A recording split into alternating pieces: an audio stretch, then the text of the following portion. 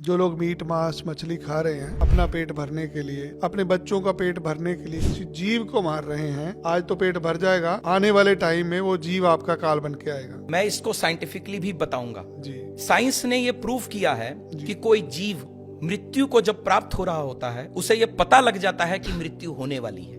मैं किसकी बात कर रहा हूं? जिनको काटा जाता है। जी। उनके आंखों से अश्रु बह रहे हैं। सोच के देखिए उस जीव के अंतर आत्मा की आवाज क्या कहने की कोशिश कर रही होगी। और जब वो आंसू बहा रहे होते हैं उस वक्त जो सिचुएशन होगी उस जीव की अंतरात्मा की आवाज से जो ईश्वर तक पहुंचेगी, उसका रिजल्ट क्या मिलेगा? इतना भयंकर उसका रिजल्ट नीचे आएगा, वापस उसका पार नहीं पा सकते। इसीलिए उसके कष्ट आगे भागेंगे, आगे जन्मों जन्मांतर तक खत्म नहीं होने वाले। हम सब कहते तो हैं हम गंगा नहा लिए 84 लाख जोनी से बाहर आ जाएं।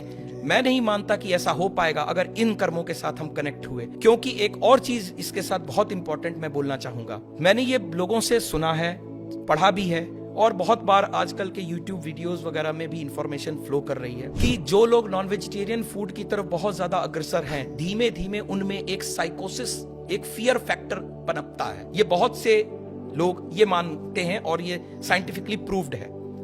कोई बता सकता है ऐसा क्यों? इसके पीछे साइंस है। जिस वक्त वो जीव मृत्यु को प्राप्त हो रहा है वो डरा हुआ है। उसे पता है मेरी मृत्यु हो रही है। कितनी बार जीव को लाया जा रहा है, उसे घसीटा जा रहा है, और उस वक्त की पोजीशन में वो रोक रहा है अपने आप को, क्योंकि उसे पता है कि मैं मरने वाला हूं। अंतरात्मा से मरने की पता है उसे, और इस चलते उसके अंदर हार्मोन्स ऐसे चल रहे हैं जो उसको डरा रहे हैं। वो डर कहीं गया नहीं। ब्लड को तो खत्म कर देंगे, ब्लड तो आपने निकाल दिया, जीव मरा, ब्लड निकल गया, लेकिन उसके हार्मोन्स कहां गए?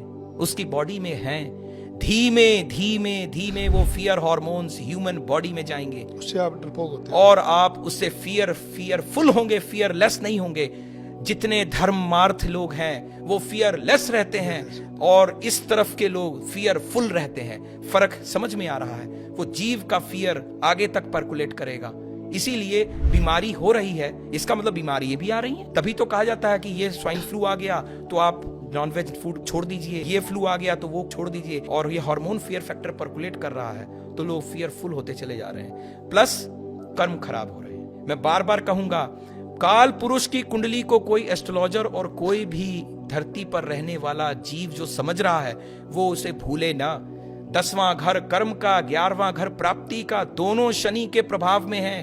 कर्म बुरे करोगे, प्राप्तियां बुरी करोगे। शनि देव की समय जब आएगा तो उनकी मार से बचना असंभव ही असंभव।